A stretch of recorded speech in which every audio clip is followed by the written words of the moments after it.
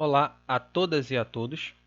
Essa primeira aula vai ser uma pequena apresentação e contextualização da disciplina dentro do curso, para vocês se situarem e entenderem o porquê de terem estudado o que estudaram no período passado e porquê de estudar o que vão estudar nesse período.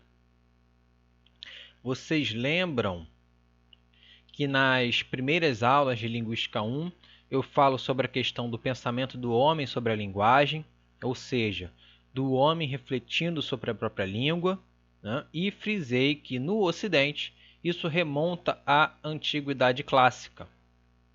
E, comumente, se tomam como marcos importantes o Crátilo de Platão e a Retórica de Aristóteles.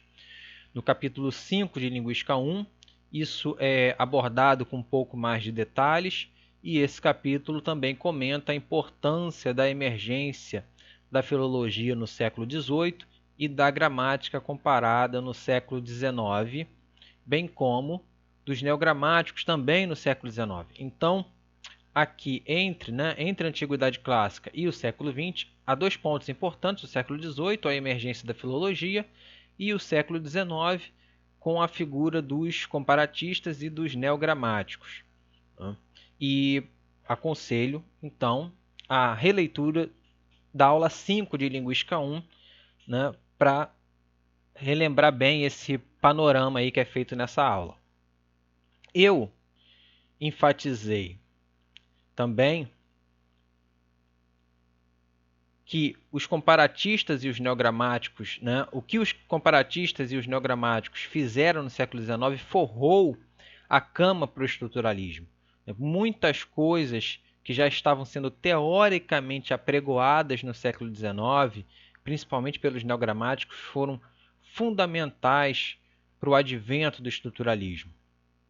Vocês viram também que se convencionou o início do século XX, mais especificamente a data da publicação do curso de Linguística Geral em 1916 como o marco para o advento do estruturalismo linguístico.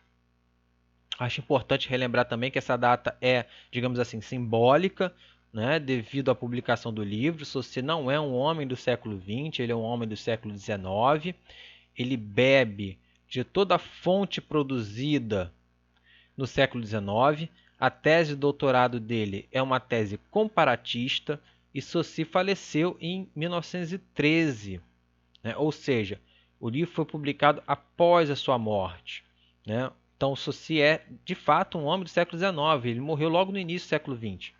Mas, é claro, seus pensamentos tiveram impacto, obviamente, no século XX, após a publicação do livro. E por isso que se assume o século XX como o surgimento da linguística moderna no Ocidente. Isso não é consensual. Alguns autores vão dizer que a linguística moderna deve ser situada mesmo no século XIX. E se vocês se interessarem pelo assunto, por esse debate, vocês podem ler livros sobre a história da linguística. Tá? Vocês viram também no período passado que Saussure defendeu que a linguística tinha tudo para ser uma ciência autônoma. Então vocês devem lembrar que a linguística como pensamento filosófico já existia, mas não como uma ciência autônoma. Saussure então defende essa ideia da autonomia da linguística e vai fazer isso delimitando um objeto, que no caso é a langue, e adotando um rigor metodológico, sendo categórico ao afirmar que a análise linguística deveria ser sincrônica e não diacrônica. E vocês viram que a linguística inaugurada por Saussure recebeu o nome de estruturalismo. Bem,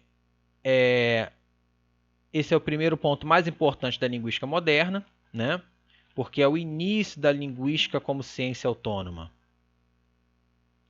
Na década de 50, surge a figura de Noam Chomsky, que vocês vão ler e ouvir bastante sobre ele nesse período.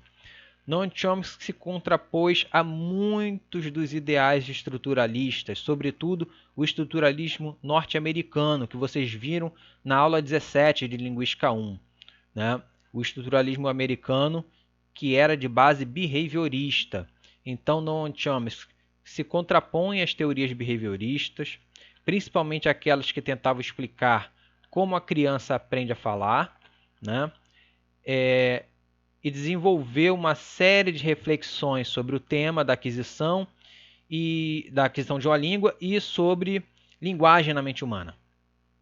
Essa nova perspectiva e essa nova abordagem teórica que recebe o nome de gerativismo, tá? Eu coloquei a data de 1957 porque foi a data da publicação do livro Estruturas Sintáticas, do Chomsky, né? E geralmente se considera essa data como assim, um marco simbólico, né, para a emergência do gerativismo. Mas as reflexões do Chomsky são, claro, um pouco anteriores, né? Às vezes até se situa a década de 50 como um todo, né, sem fazer referência a um ano específico. Então, esse é o segundo ponto, tá? Esse aqui é o segundo ponto mais importante da linguística moderna, porque é justamente um novo paradigma teórico, uma nova perspectiva, uma nova abordagem e, como vocês vão ver ao longo do período, um novo objeto e não mais a ideia de Lang. Ok?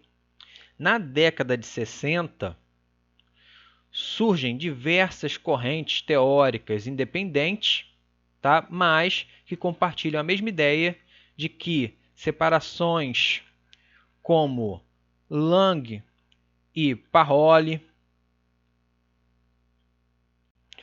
competência e desempenho, o uso de dados descontextualizados, fora de seus contextos de uso, ou seja, desconsiderar a situação em que a língua é usada, tudo isso, né, eles vão defender que tudo isso prejudica a compreensão de como a língua funciona e de como ela de fato se estrutura.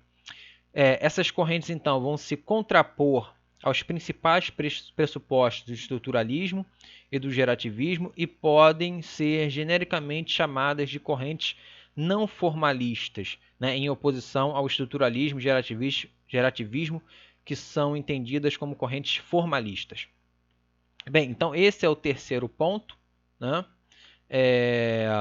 mais importante da linguística moderna, porque é um novo contraponto, né? São novas perspectivas, novos pressupostos teóricos.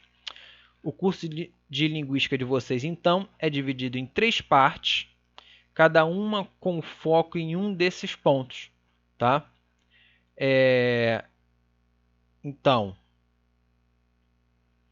a linguística 1, né, é justamente quando vocês estudam esse primeiro ponto aqui, né, que é o surgimento da linguística como ciência autônoma.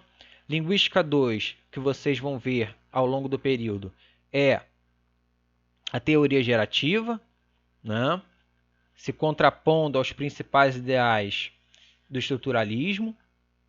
E o terceiro ponto, que vocês vão ver no próximo período, né, são as correntes não formalistas, principalmente a linguística textual e a análise do discurso, está aqui em azul.